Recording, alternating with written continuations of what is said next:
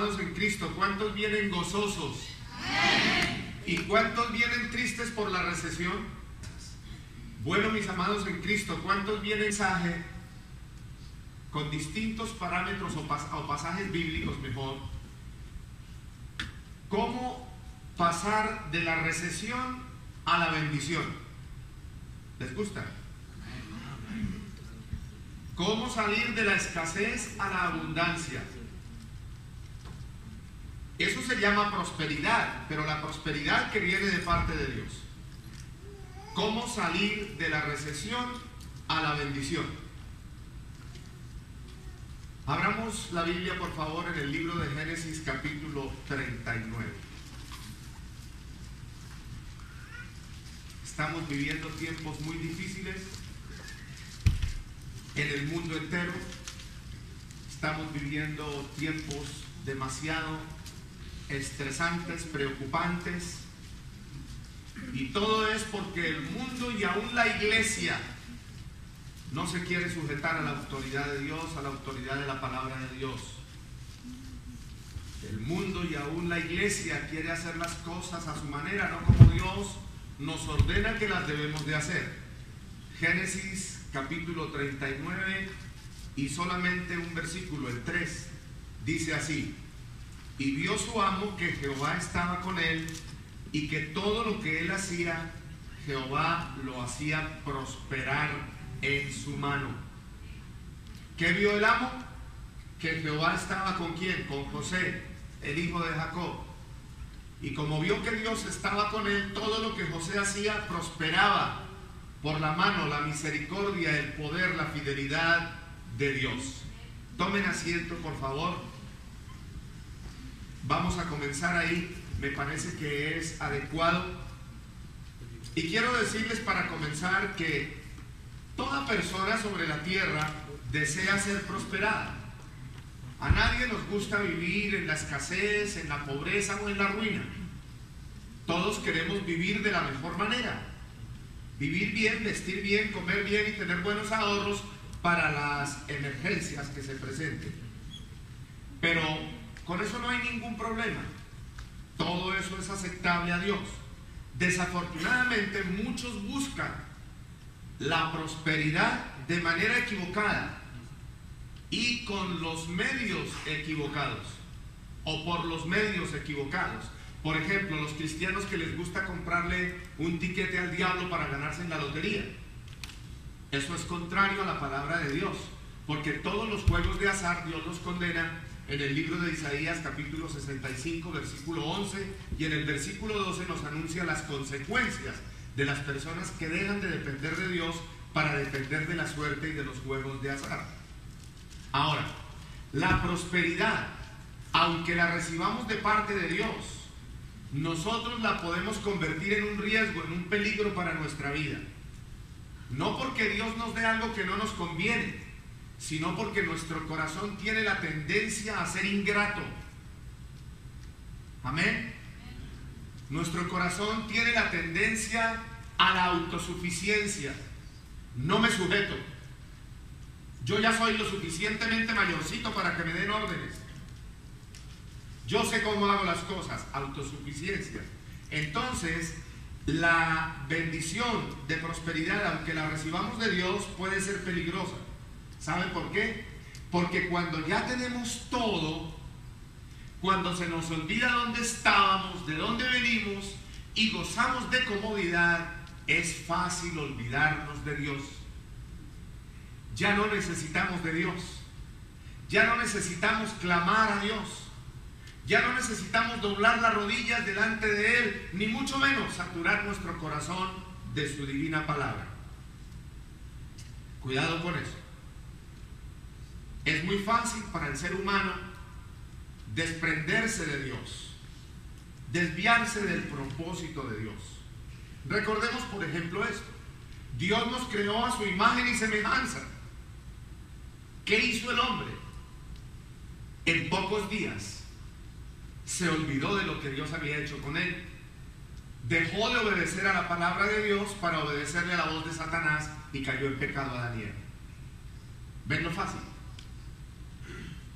Así que debemos de ser extremadamente cuidadosos para no olvidarnos de la roca fuerte de nuestra salvación, que es Jesús de Nazaret. Ahora, si nosotros anhelamos la prosperidad, entonces también necesitamos anhelar la sabiduría de Dios y la humildad de Cristo para que no le fallemos al Señor cuando estemos en abundancia, en bendición. Y de esa manera poder vivir bendecidos, prosperados, en victoria, para gloria de Cristo Jesús, para bendición de nuestra vida personal, de nuestra familia, de nuestra descendencia, nuestra iglesia y el ministerio para el cual Dios le ha llamado a cada uno de ustedes. Amén, iglesia. Amén. Ahora, ¿cuál es el primer paso que necesitamos dar para salir de la recesión a la bendición? Para salir de la escasez a la abundancia, de la pobreza a la comodidad o a la holgura. Génesis capítulo 39, versículo 2. Miren lo que dice allí. Mas Jehová Dios estaba con José, y fue ¿qué? Un varón próspero. Donde Dios está, cuando Dios, escúchenlo bien, cuando Dios habita en el corazón de una persona, en el tiempo de Dios, en el plan de Dios, en la voluntad de Dios, Él va a derramar las bendiciones que necesitamos. Porque hemos buscado su reino y su justicia. Hemos buscado llenarnos de la presencia de Dios, y Dios nunca se queda con nada. Siempre nos bendice. Los hermanos de José, que eran 11, sintieron envidia con José porque José tuvo un sueño. Quiere decir que desde el vientre de la madre Dios había puesto los ojos en José y lo escogió siendo el menor de los hermanos para usarlo grandemente. Claro, José no sabía cómo lo iba a usar ni qué tenía que enfrentar antes de que llegara la bendición. Pero una cosa sí les digo, lo vivió José, lo he vivido yo y lo han vivido muchos cristianos. Antes de que nosotros inclusive allá hubiéramos nacido de nuevo, Dios ya estaba obrando en nuestro corazón. Dios ya estaba obrando en nuestra conciencia. Él nos mostraba, Él nos daba revelación, pero no entendíamos. Sin embargo, cuando un día tuvimos ese encuentro con Él, nos dimos cuenta de que todo aquello extraordinario, sobrenatural que pasaba en nuestra vida, era que Dios nos estaba mostrando que Él estaba interesado en apartarnos del mundo del pecado para usarnos, para hacer prodigios, señales, milagros, para usarnos y llevar la palabra de Dios para que muchos salieran de la ignorancia, de la oscuridad, a la luz, y de la muerte a la vida eterna en Cristo Jesús. Los hermanos de José sintieron envidia porque él inocente o ingenuamente les participó de los sueños que Dios le había revelado. Y sus hermanos por envidia lo vendieron a los ismaelitas por 30 monedas de plata. Era el precio de un esclavo en esa época. Luego los ismaelitas en su camino se encontraron al llegar a Egipto y se lo vendieron al faraón de Egipto como esclavo. Lo que sus propios hermanos no sabían era que la presencia de Dios, la fuerza, el poder, la misericordia, la gloria de Dios estaba en la persona de José. Pero los hermanos, ignorando eso, creyeron que al deshacerse de su hermano, entonces podían recibir más herencia de parte de sus padres y dejar a su hermano en el olvido. Y al vendérselo como esclavo a los ismaelitas, pues ellos llegaron a pensar que como esclavo no pasaría más. No sería nada más que un simple esclavo y solo la muerte sería lo que le esperaba. Pero nunca se imaginaron sus hermanos que la justicia de Dios sería manifestada desde el cielo hasta la tierra para hacer justicia en la vida de José y para bendecir a la humanidad. Lo cierto fue que todo el mal que los hermanos quisieron hacer a la vida de José, Dios lo transformó en bendición.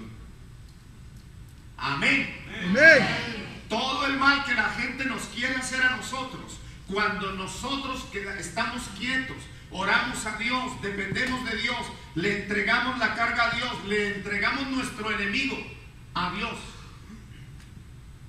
se lo dejamos en las manos de Dios y decimos: Señor, yo me quito de en medio para que yo no estorbe lo que tú quieres hacer con esta vida, para que yo no cometa errores al tratar de vengarme de él o de ella. Te lo entrego en tus manos para que obres conforme a tu voluntad y tú te glorifiques en esa vida. Quizás así tú le muestras el error y el pecado y es posible que esa persona se arrepienta. Los hermanos de José no se arrepintieron hasta ese momento. Pasaron 13 años.